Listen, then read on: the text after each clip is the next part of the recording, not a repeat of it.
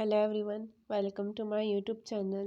चलिए हम अपनी न्यू एफएफ को स्टार्ट करेंगे। ये एक वांगशन एफएफ है जिसमें टॉप वांगजी होगा और बॉटम विंग, और ये एक हिस्टोरिकल बेस्ड है और साथ में ओमेगा वर्ड्स भी है।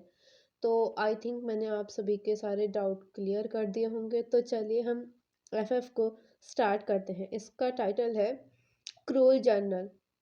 तो चलिए स्टार्ट करते हैं।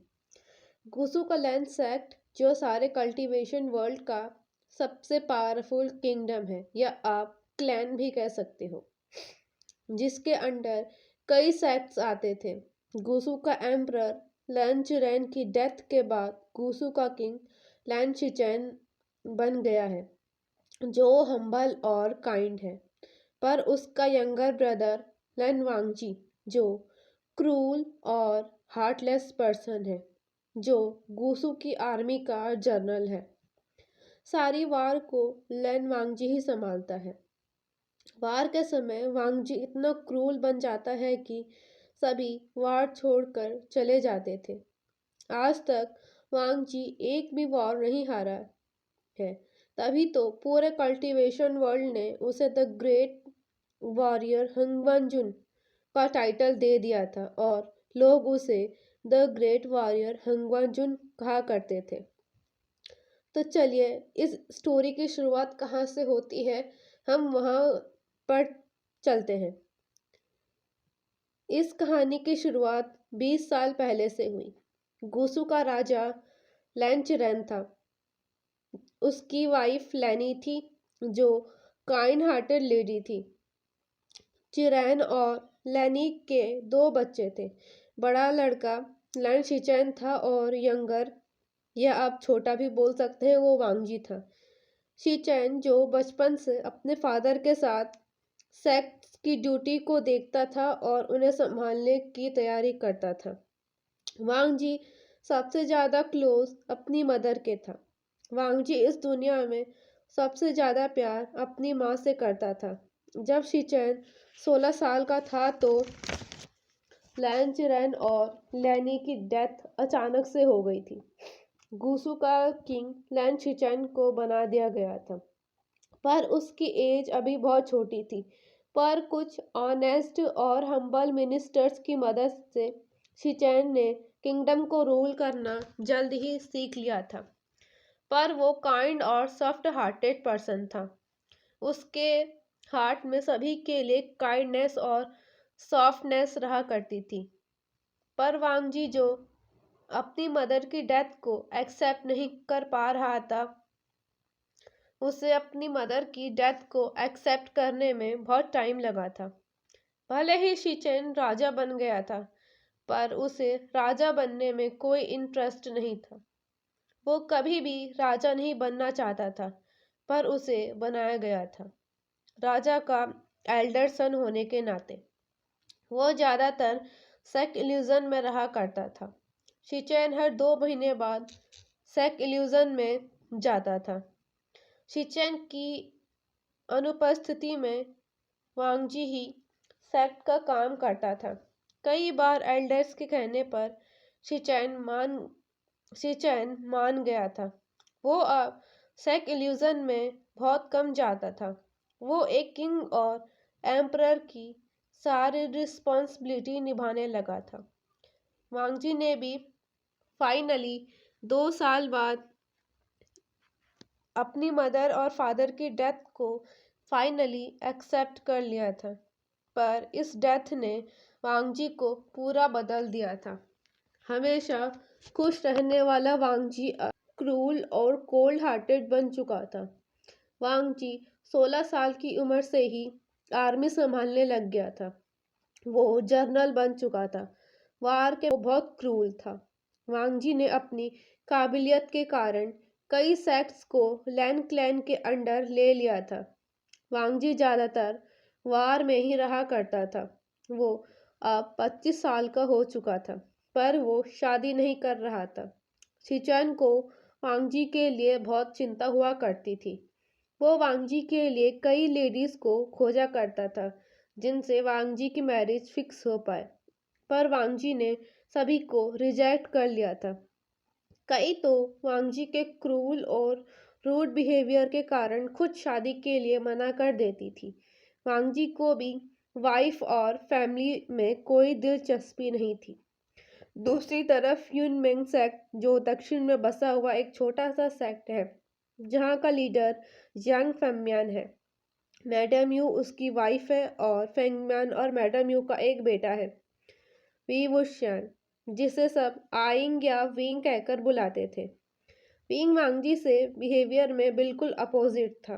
वो चेयरफुल और जॉयफुल नेचर का था। वो 23 साल का एक ओमेगा है। यूनमिंग जियांग सेक्ट कई प्रॉब्लम से जूझ रहा था। वन सेक्ट जियांग सेक्ट को बहुत परेशान करता था। जियांग फेंगम्यान को लैन शिचेन के बारे में पता था कि वो काइंड नेचर का पर्सन है, तो जियांग फेंगम्यान ने लैन शिचेन के लिए एक मदद का प्रस्ताव भेजा। जियांग फेंगम्यान ने शिचेन से अपने सेक्ट को प्रोटेक्ट करने के लिए मदद मांगी। शिचेन, जो अपने भाई के लिए लाइफ पार्टनर की तलाश कर रहा था, उसने जियांग फेंगम्यान के ओमेगा सन के बारे में सुना था, तो उसने फेंगम्यान के सामने एक शर्त रखी। वो अपने ओमेगा सन की मैरिज वांगजी के साथ करा दे, तो शिचेन उनके सेक्ट को प्रोटेक्ट करने का वादा करता है। जियांग फेंगम्यान मजबूर था, वो मान गया। जियांग फेंगम्यान वापस यूनमिंग आ गया था। जब उसने मैडम यू को अपनी और शिचेन के बीच की कन्वर्सेशन बताई तो मैडम यू बहुत नाराज हुई थी। वो गुस्से में फेंगम्यान से बोली, सभी को पता है लैन वांगजी कितना क्रूर और रूड है, और आपने हमारे विंग की शादी लैन वांगजी के साथ तय कर दी। मैडम यू ने जियांग फेंगम्यान से कहा, मैं मजबूर था यू, मुझे हमारे सेक्ट को भी बचाना है, मैं सेल्फिश नहीं बन सकता। जियांग फेंगम्यान मैडम यू के पास बैठते हुए कहा। मैडम यू बैठकर रोने लगी थी। विंग को भी पता चल गया था कि उसकी मैरिज किसी के साथ फिक्स हुई है, पर उसे अभी वांगजी के बारे में पता नहीं था। पर किसी ने उसे वांगजी के नेचर के बारे में नहीं बताया। मैडम यू अपने बेटे को इतना खुश देखकर उन्हें बुरा लगता था कि उन्होंने विंग को अभी वांगजी के नेचर के बारे में नहीं बताया है। मैडम यू फाइनली डिसाइड करती है कि वो विंग को वांगजी के नेचर के बारे में सब बता देगी। बाकी अगर विंग कोई